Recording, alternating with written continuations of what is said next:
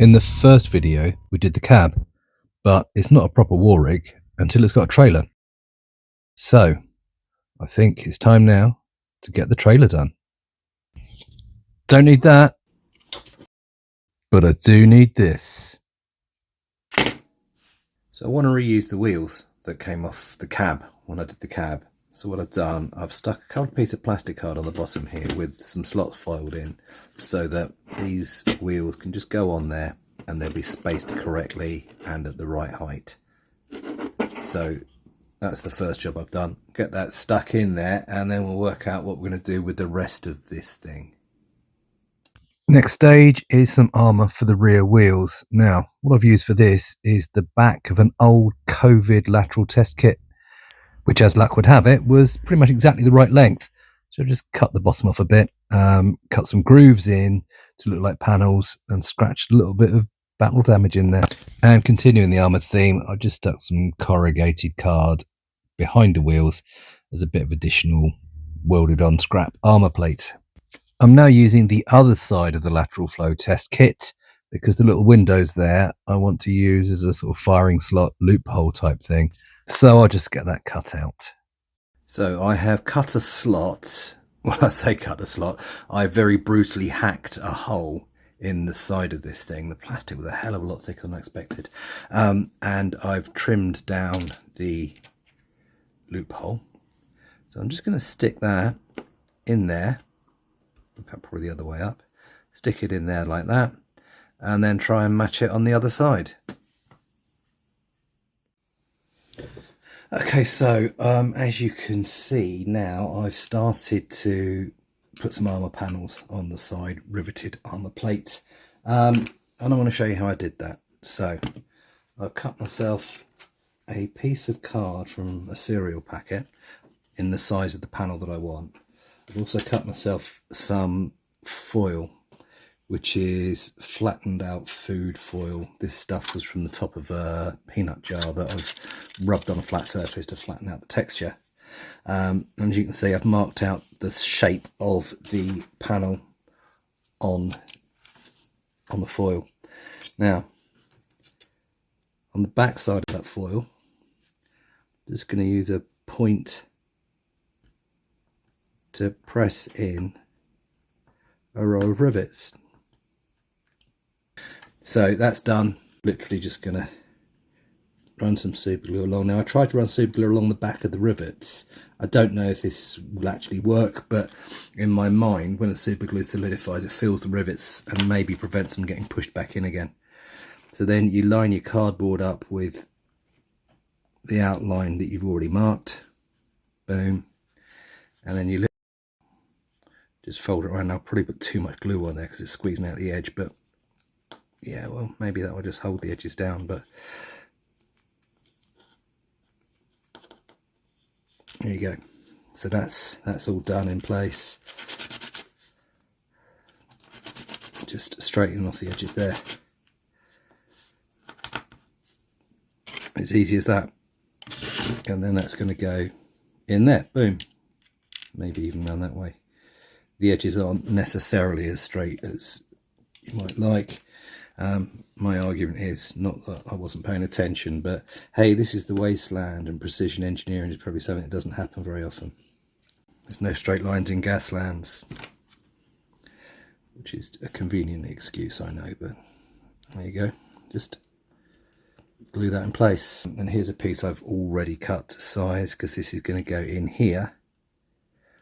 So that's going to give a transition from this lower bit of armour up to the side of the trailer. So there you go, we've got that. Done this side as well. On this side I've also done a couple of corrugated pieces, and you can see I've pushed some battle damage into them as well. You can do that with the end of a paintbrush, you can do it with the biro, you can do anything just to get a bit more interest, texture, and perhaps, dare I say it, realism in there. So I've completed both sides now. I'm not going to armour all the way up. I'm going to leave it as is, put a patch in there to represent some repair. But that's both sides done. I've got to work out what I'm going to do with the top now. So here it is primed. I've used normal car auto primer, and you'll see that I've stuck half of a VW Beetle on the top. I haven't wasted the VW Beetle because I've got a plan for the back end anyway, which is not this project. I also did have a go at doing something here. I didn't like it. I took it off. So that's where I am so far, but that's not finished, not by any means. So we're now at this stage. I've black bombed it. I've just covered it in matte black. What I'm going to do now, nice simple technique. I'm just coming in with a dry brush. I'm going to dry brush a sort of gunmetal dull silver over all of the metal parts. I'm presuming most people know how to dry brush. It's a really nice simple technique. I usually prefer a kind of circular motion with the brush, at least for a first dry brush. It gets a nice even coat over everything, but leaves the recesses dark, which is what you want. As well as the flat panels, I'm also dry brushing across the trim at the top. Now you do get quite a bit of overspill onto the black, but even with tidying it up afterwards by painting the black back in, it's still quicker, I think, and easier than trying to specifically and precisely touch in all the details. I'm now coming in with a second dry brush, which is a brighter silver. It's going to be a much drier, more gentle dry brush, and I'm going to try and keep the direction of the brush coming down from the top, just one direction, which tends to show up as highlights on the upper surfaces, simulating light coming in from the top. So as you can see, as I mentioned earlier, there's the overspill from the dry brushing. I'll just paint that back in with the black. But there you go. Look, this is what the finished article looks like. The other side I've already done. I will finish off the far side, but the next stage for this side is going to be a rust wash. I'm using the Army Painter rust tone, and that's going to go all over all the metals just to give it a slightly more rusty, grimy look. And once done, I'll leave it upright just to let gravity help us out a little bit and leave it to dry. So here we are so far. After the rust wash had dried, I went in and added rust effects onto the metal. So let's turn over and I'll show you on the other side how I did this. Really simple technique, really. Essentially just stippling and sponging on a couple of rust coloured paints. I used fresh rust and dark rust from Army Painter, the two rust effect paints, and just stippled it on randomly. Started with the fresh rust and then went in with the dark rust within the area that I did the fresh rust. So you got kind of like a fresh rust edge to it. But by stippling and sponging, you get a kind of organic, corrosion-y look to it. No sharp edges, which is the effect I was going for. Now you can keep going in and out, working and reworking as much as you like. I did add a slightly darker brown into the center of some of the patches, so they came out looking like this. I think I used oak brown for that from Army Painter, but yeah, dark browns, orangey browns, just keep in and out until you got an effect kind of like what you want.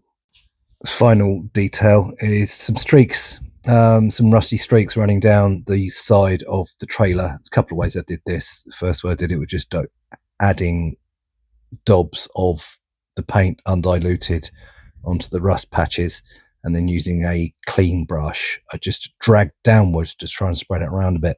That came out a little bit intense, so I then came back in again with a wet brush and just diluted it, just moved it around a little bit until it looked the way I wanted it.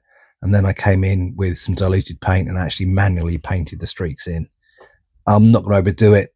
Don't want too many. Just want it to look a little bit mucky. And with that done, I'm now just going to come in with a dark brown, a matte dark brown, and just stipple in some darker patches in amongst the rust, just to give it a little bit more variety. And once I've finished that, I'll probably end up putting a dark brown, black brown wash into the recesses on the corrugated armour, just to give it a little bit more depth. And of course, I will finish off the other armour panels that are still just bare metal that I haven't rusted yet. It wasn't until after I'd finished all the rusting on this side that I realised I hadn't done the rust tone first on the metal like I did on the other side. So I'm going to come in now with the rust tone after I've done the rusting, brush it on and see if I can rescue it. And while I'm at it, I'll also slap some of the rust tone on the legs on the underside of the trailer. Then, as before, I shall leave it upright and let gravity help us out as the wash dries and settles.